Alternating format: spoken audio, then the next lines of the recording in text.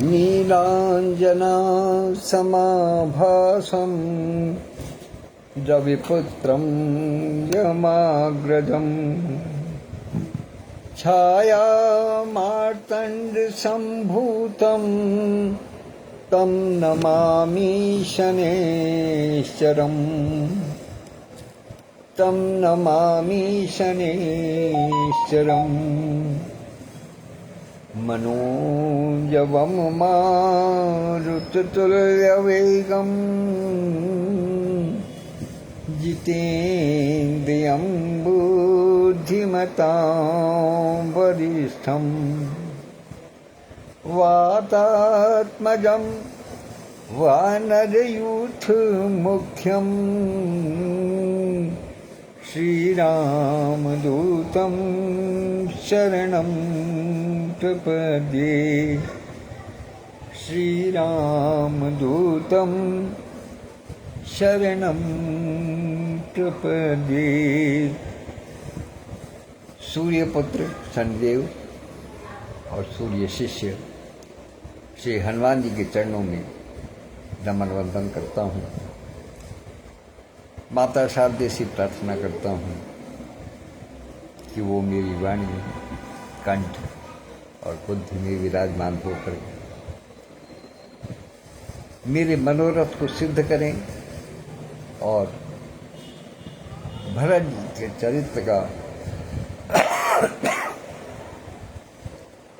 जो वर्णन करने का इस अल्प ज्ञानी ने बीड़ा उठाया है, संकल्प लिया है, उसमें मेरी सहायता है। सर्वप्रथम हृदयांगन साहित्यिक, सामाजिक, सांस्कृतिक और आध्यात्मिक संस्था के प्रमुख संरक्षक परमादरणीय आचार्य श्री श्री कृष्ण द्विवेदी जी को चरण स्पर्श करते हुए उनसे इस संघ को प्रारंभ करने की आज्ञा मांगता हूँ, क्योंकि उनके आदेश के बिना मैं आगे बढ़ नहीं सकता। माता शारदे की कृपा और गुरुदेव का आदेश दोनों मिलकर के ही कुछ कार्य सफल होने की संभावना बनाते हैं। अभिवादन करता हूँ संस्था के संस्थापक और राष्ट्रीय महासचिव आदरणीय श्री विधिभूषण द्विवेदी जी को। अभिवादन करता हूँ हृदयांगन की राष्ट्रीय अध्यक्ष डॉक्टर विद्युत प्रभा चतुर्वेदी मंजू दीदी को, जो कि मुझे इस समय दिखाई दे रही हैं, उपस्थित हो गई हूँ, तो उपस्थिति को सादर प्रणाम करता हूँ। अभिवादन करता हूँ हृदयांगन बीथिका नामक पटल को मूर्त रूप प्रदान करने वाले आदरणीय श्री हरिवाणी जी को, संरक्षक मंडल के सभी सदस्यों को, हृदयांगन समिति के सभी पदाधिकारियों को,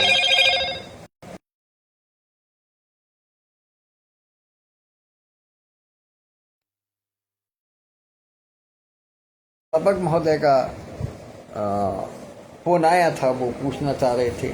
आजकल ये एक समस्या हो गई है, कई बार दिखाई नहीं देता है। तो अभिवादन करता हूँ हृदयांगन परिवार के सभी सदस्यों को, छोटे बड़ों को, जो भी हैं, सबको यथा योग्य अभिवादन करता हूँ। और यहाँ माता वाणी का एक श्लोक जो पारंपरिक है, उसका वाचन करके मैं उनसे प्रार्थना करता हूँ कि मेरी वाणी में, कंठ में, मेरी बुद्धि में विराजमान हो। या कुंदेन्दु तुषार हार धवला, या शोभ्रवस्त्रावृता,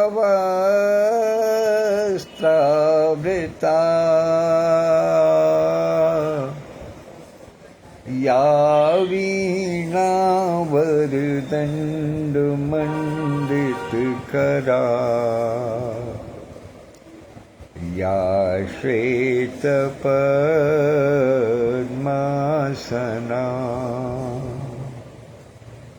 या ब्रह्माच्युत शङ्कर प्रभृतिभिर् देवै सदा वंदिता सा मां पातु सरस्वती भगवती निशेषजाड्यापः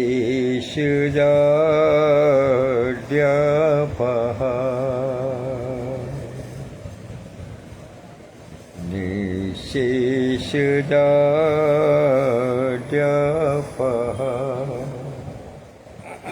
आइए कल के दोहे से प्रारंभ करते हैं, जहाँ छोड़ा था कल।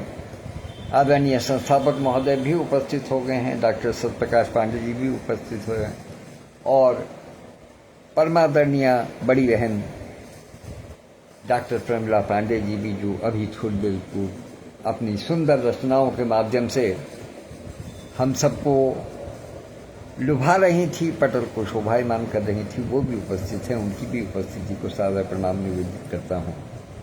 और कल जहाँ छोड़ा था उसी दोहे से प्रारंभ करता हूँ।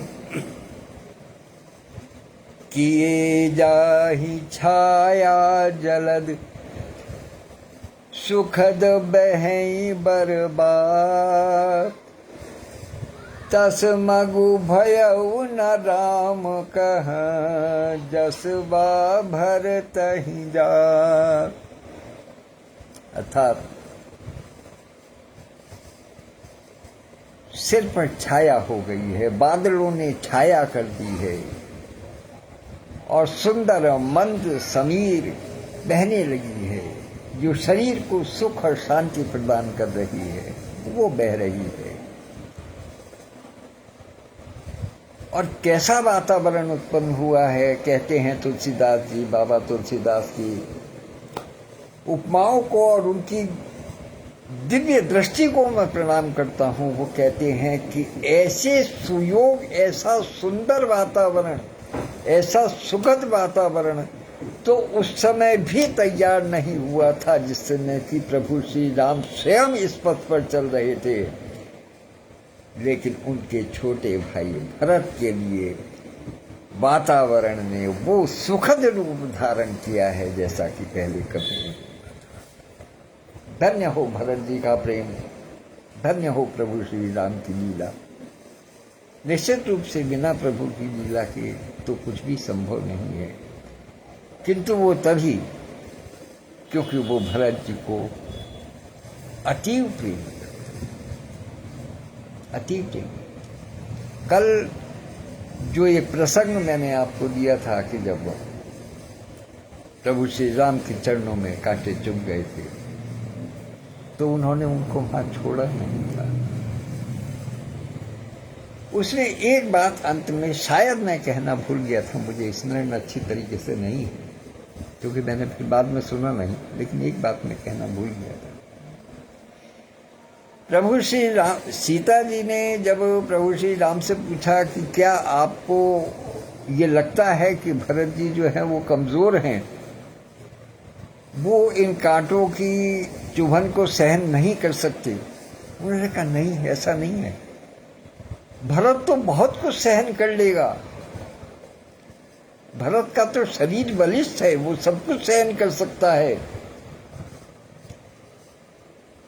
लेकिन वो ये सहन नहीं कर सकता कि कांटों को देख करके जब उसके पाँव में अगर चुभेंगे तो वो ये सहन नहीं कर सकता कि उसके बड़े भाई राम को भी इन कांटों ने कष्ट दिया होगा। तो सीता जी ने कहा कि चलो कोई बात नहीं भाई, वो थोड़ा बहुत दुख कर लेंगे। कहने लगे नहीं, बात ये नहीं है, बात यह है कि भरत के हृदय को दुखी होते हुए मैं नहीं देख सकता, मैं सहन नहीं कर सकता कि भरत का हृदय दुखी हो, इसलिए मैं इन कांटों को अपने साथ में ले जाता।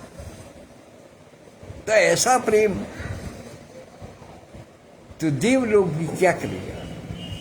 वातावरण में वो सुंदर स्थिति पैदा की जैसे कि प्रभु श्री राम के चलते समय भी नहीं हुई।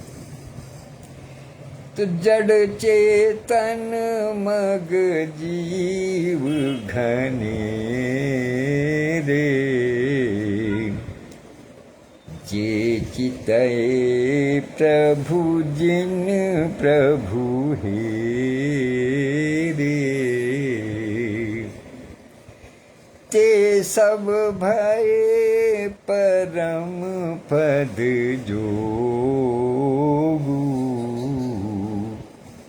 भरत दशा मेटा भव रोगु। रास्ते में जितने भी जड़ और चेतन जीव थे, क्योंकि जीव सभी प्रकार के हैं, 84 लाख योनियों में यदि हम गिनती करते हैं तो जड़ और चेतन दोनों हैं। जड़ पत्थर भी है, जड़ वृक्ष भी है, जड़ पहाड़ भी है। जड़ स्वभाव जल का भी कहा गया है। जल बहता है, चलता है, चलायमान रहता है, लेकिन जल को भी जड़ कहा गया है। ये सुंदरकांड में तुलसीदास जी ने कहा कि जल का जो स्वभाव है वो भी जड़ है। तो इसलिए जड़ और चेतन जितने भी हैं वो सब उन्होंने सबने प्रभु श्री रामचंद्र जी को देखा, और प्रभु श्री रामचंद्र जी ने उनको देखा, मतलब परस्पर एक दूसरे को देखा। जितने भी जड़ और चेतन थे उनके मार्ग में, उन सबको प्रभु श्री राम ने भी देखा, और उन सब ने प्रभु श्री राम के भी दर्शन किए। लेकिन ते सब भये परम पद जोगु, जिसके कारण वे परम पद के योग्य हो गए। भाई जिसको भगवान के दर्शन हो जाए वो फिर उससे फिर परम पद कहाँ छूट करके जा सकता है। वो तो परम पद के योग्य हो ही गया जिसको प्रभु के दर्शन हो गए। तो रामचंद्र जी के दर्शन के कारण जितने जड़ और चेतन असंख्य जीव उनको मार्ग में मिले वो सब परम पद के योग्य हो गए। लेकिन भरत दरस मेटा भव रोगो, भरत जी के दर्शन ने उनको एक प्रकार से परम पद प्राप्त करा दिया। परम पद प्राप्त कराने का मतलब क्या है कि संसार के लौकिक जितने भी कष्ट थे वो सारे कष्ट भरत जी के दर्शन से जो है वो दूर हो गए। सब कष्ट दूर हो गए भरत जी के दर्शन से।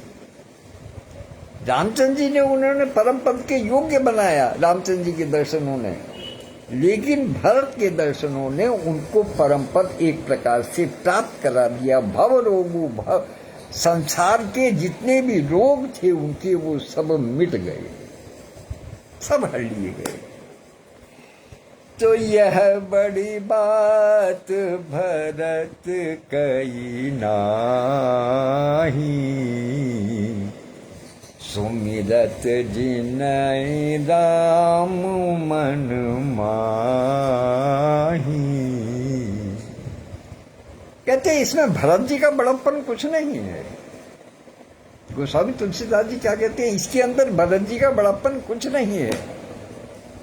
ये बड़प्पन प्रभु श्री राम का ही है। क्यों? क्योंकि जो उनका स्मरण करते हैं वो किस लायक हो जाते हैं कि बारक राम कहत जग जेऊ, होत तरन तारन नर तेऊ।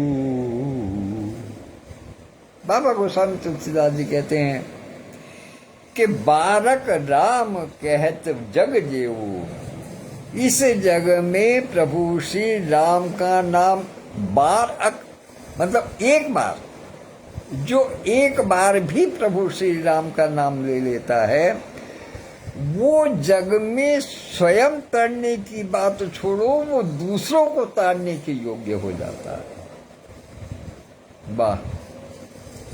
ये महिमा प्रभु श्री राम के नाम की है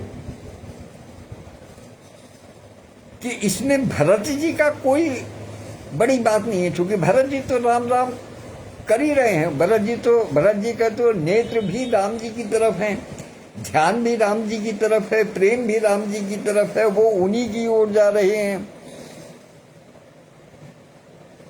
तो वो यदि परम पद प्राप्त करा रहे हैं उनकी असंख्य जड़ जीव जंतुओं को, जो मार्ग में उनको मिल रहे हैं, तो उसमें उनकी कोई बड़ाई नहीं है, क्योंकि प्रभु श्री राम के नाम की महिमा ऐसी है कि जो एक बार राम का नाम ले लेता है, वो व्यक्ति, वो मनुष्य केवल स्वयं नहीं तरता बल्कि दूसरों को भी ताड़ने के योग्य बन जाता है। ये विशेषता है। तो भरत राम प्रिय पुनि लघु भ्राता, कस न होई मगु मंगल दाता। और फिर भरत जी तो रामचंद्र जी के प्रिय छोटे भाई हैं। भरत जी प्रभु श्री राम के प्रिय छोटे भाई हैं, तो कस न होई मगु मंगल दाता। तो फिर मार्ग आखिर किस प्रकार से मंगलदायक नहीं होता, क्यों इतना सुखद नहीं बनता, जबकि प्रभु श्री राम के प्रिय छोटे भाई वहां पर उपस्थित हैं। सिद्ध साधु मुनि बर अस कही, भरत निरखि हरषु हिय लही।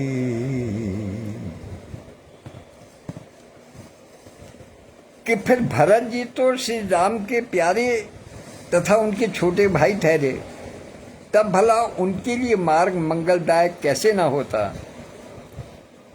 तो सिद्ध साधु और श्रेष्ठ मुनि ऐसा कह रहे हैं, और भरत जी को देखकर हृदय में हर्ष का अनुभव कर रहे हैं, जैसे प्रसन्नता की खेती उनके हृदय में लहलहा उठी है भरत जी का दर्शन करके। स्वाभाविक है कि जो प्रभु श्री राम के प्रिय हैं, उनको देख करके क्यों नहीं प्रसन्नता होगी। ये तो एक मतलब अनूठी बात है, ये तो हो ही नहीं सकता।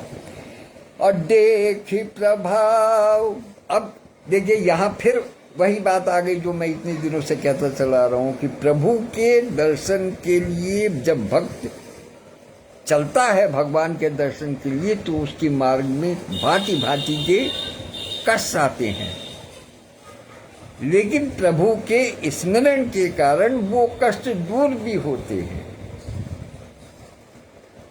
अभी देखिए एक कष्ट और आकर के खड़ा हो रहा है, वो क्या कि देखी प्रभाव सुरेश ही सोचू,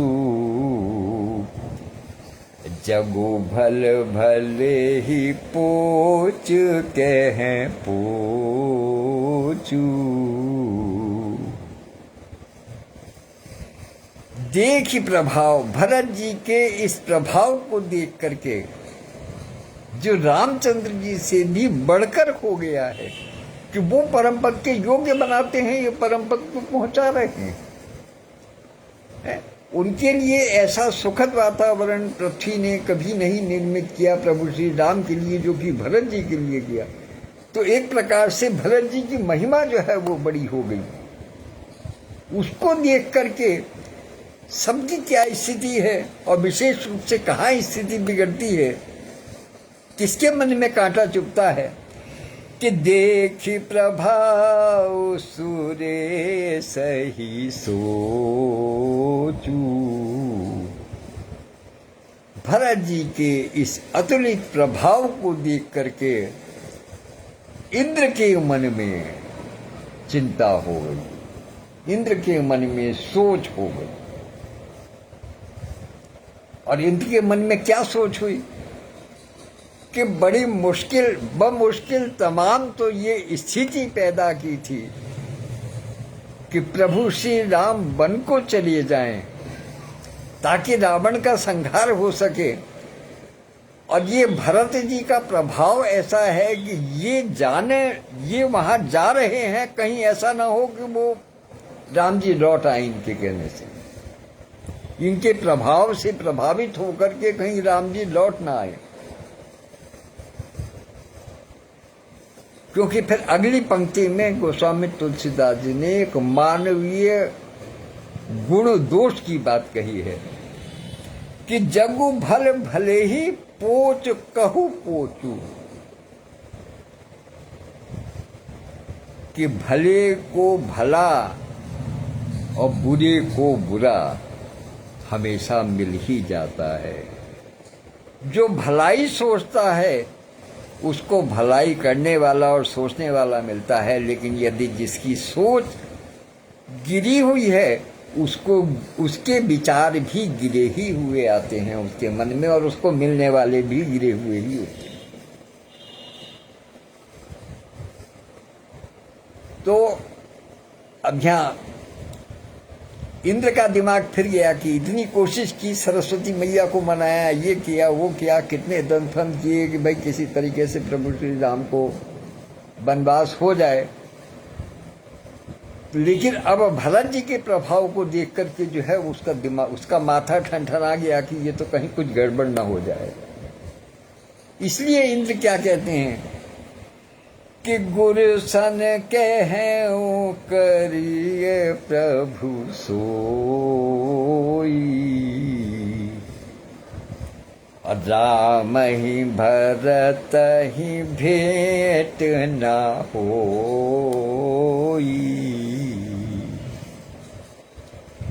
इंद्रदेव गुरु बृहस्पति, देवगुरु बृहस्पति जो हैं उनके पास पहुंचते हैं और उनसे कहते हैं कि हे प्रभु कुछ ऐसा कर कीजिए, कुछ ऐसे मानक बना दीजिएगा, कुछ ऐसी परिस्थिति पैदा कर दीजिएगा, कुछ ऐसा अपना प्रभाव दिखाइएगा कि राम ही भरत ही भेंट ना हो, कि प्रभु श्री राम की और भरत जी की भेंट ही ना हो सके। क्योंकि इंद्र को ये लगा कि यदि राम और भरत की भेंट हो गई तो रामचंद्र जी भरत जी की प्रेम के समुद्र में डूब जाएंगे। प्रभु श्री राम का प्रेम परमार्थ मार्ग का है और भरत जी का प्रेम प्रभु श्री राम के प्रति। भरत जी का प्रेम समुद्र के समान है और यदि उस समुद्र के का तट, यदि वो समुद्र प्रभु श्री राम तक पहुंच गया, उनके प्रेम का समुद्र यदि राम तक पहुंच गया तो बहुत संभव है कि राम जी उस समुद्र में डूब जाए। तो इसलिए इंद्र जो है वो गुरु वशिष्ठ के पास, उनके देवगुरु बृहस्पति जी के पास पहुंचते हैं और उनसे कहते हैं कि महाराज कुछ ऐसा कर दीजिएगा, चाहे छल करो, है चाहे छल करो या कुछ भी करो, लेकिन कुछ ऐसा कर दो कि राम और भरत की भेंट ही ना होने पाए। क्योंकि राम और भरत की अगर भेंट हो गई तो बहुत संभावना इस बात की है कि राम जी जो है वो अयोध्या लौट आए। और चूंकि भरत जी के प्रभाव को इंद्र ने देख लिया है, इसलिए और ज्यादा परेशान हो गया कि भरत जी का प्रभाव इतना है तो राम जी निश्चित रूप से इनसे जो है वो प्रभावित हो जाएंगे, वैसे ही प्रेम करते हैं। तो राम सकोची प्रेम बस भरत सप्रेम पयोद, राम सकोची प्रेम बस भरत सप्रेम पयोद, बनी बात बेगरन चहती, करिए जतनु छलु शोध। देवगुरु बृहस्पति जी से जो इंद्र हैं वो क्या कहते हैं कि राम सकोची प्रेम बस। प्रभु श्री राम इतने संकोची स्वभाव के हैं कि वो प्रेम के वशीभूत हो जाते हैं। जो उनको प्रेम से भज लेता है वो उसी के हो जाते हैं, वो प्रेम के वशीभूत हो जाते हैं। इतने संकोची स्वभाव के हैं प्रभु श्री राम। और भरत सप्रेम पयोध, भरत जी प्रेम के समुद्र के समान है। कहाँ एक संकोची और एक समुद्र। तो इसलिए कहते हैं कि बनी बात बिगड़न चाहती। इंद्र कहते हैं मुझे ऐसा लगता हुआ है कि बनी हुई बात बिगड़ना चाह रही है। अर्थात अब मुझे ये संशय होने लगा है कि बनी हुई बात निश्चित रूप से बिगड़ जाएगी। इसलिए करिए जतन छलु शोध, कि किसी भी छल प्रपंच का शोध करके, किसी भी छल प्रपंच को खोज करके कुछ ऐसा कीजिएगा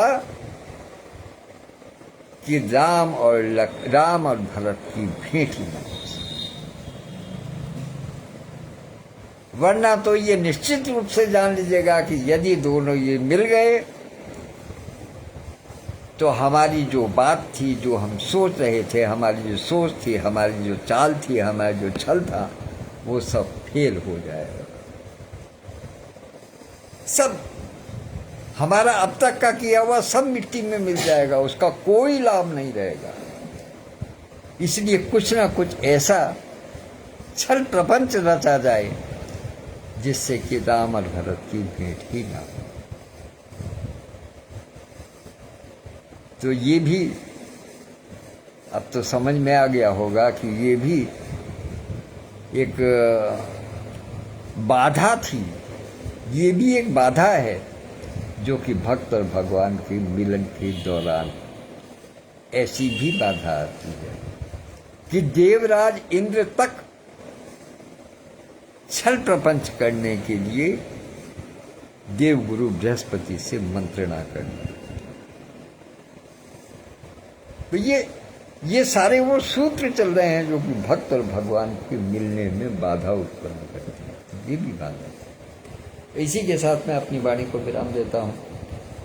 कल इससे आगे की बात करेंगे, वही 8 बजे, क्योंकि कल रविवार है।